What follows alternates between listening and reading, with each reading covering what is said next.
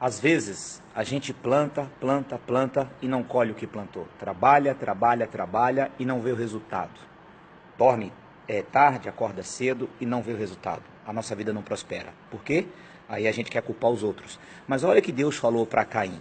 Porque você derramou sangue do seu irmão, a terra é maldita, Caim. Quando você plantar, você não vai colher. E olha o que a Bíblia diz em 1ª carta de João 3,15. Aquele que fala mal do seu irmão é homicida e não tem nele a vida eterna, não tem nele a bênção de Deus. Sabe, muitas pessoas têm cometido esse pecado, o pecado do Lashon Hará, que nada mais significa língua maligna, língua do diabo. O judeu, eles evitam esse pecado porque o primeiro que cometeu esse pecado foi Lúcifer, falando mal de Deus. Miriam pegou lepra porque falou mal de Moisés. José passou por toda aquela luta que ele passou, porque ele falou mal dos irmãos para o pai dele. Saul perdeu a batalha porque falou mal de Davi para as pessoas. Então o pecado do Lashon Hará é um pecado muito evitado pelos judeus. E você pode ver, você não vai encontrar no mundo afora um judeu miserável. Você não vai encontrar um judeu falido, você vai encontrar um judeu abençoado. Por quê? Porque eles plantam e eles colhem. Tudo que eles fazem tem a bênção. Mas nós também temos a bênção. A Bíblia diz que quem é de Jesus é herdeiro das bênçãos de Abraão. Então, qual o problema? Qual a diferença do judeu para mim? É porque ele respeita uma palavra que eu não respeito.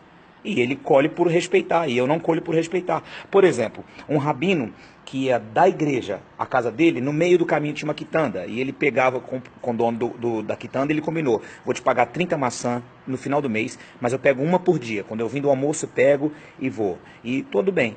Um funcionário da quitanda não sabia de nada, era membro da sinagoga do rabino, só viu o rabino pegar a maçã.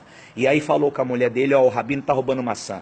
Aí a mulher falou com a costureira, que falou com a manicure, que falou com não sei quem, daqui a pouco sabe o que aconteceu? Aquela igreja ficou vazia. E o rabino foi perguntar, por que a igreja está vazia? E aí o rapaz falou, é porque tem um fulano lá na quitanda que está falando que o senhor está roubando maçã. E todo mundo saiu da igreja por causa do senhor. E aí o rabino chamou o rapaz, você não sabe do meu combinado? Não, não sei, o que eu faço para reparar o meu pecado do Lashon Hará? O rabino falou assim, você vai pegar um travesseiro de pena, vai no penhasco muito alto, quando bater o vento, solta para que as penas voem. E ele fez isso, voltou com o saco vazio, e agora, rabino?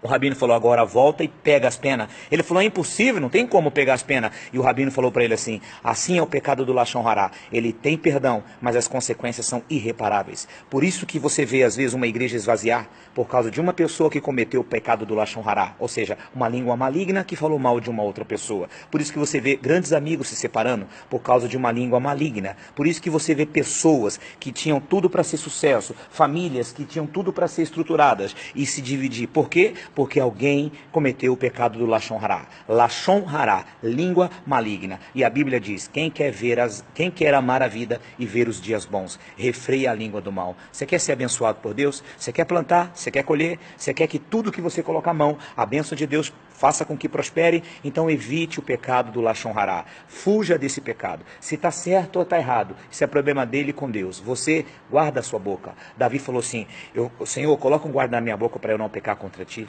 Então guarda a tua língua, guarda a tua língua. Aquele que fala mal do seu irmão é homicida e não tem nele a vida eterna. Tem em você a bênção de Deus guardando a sua língua. Se você for uma pessoa inteligente, você vai guardar esse conselho no seu coração. Que Deus te abençoe. Até o próximo, em nome de Jesus.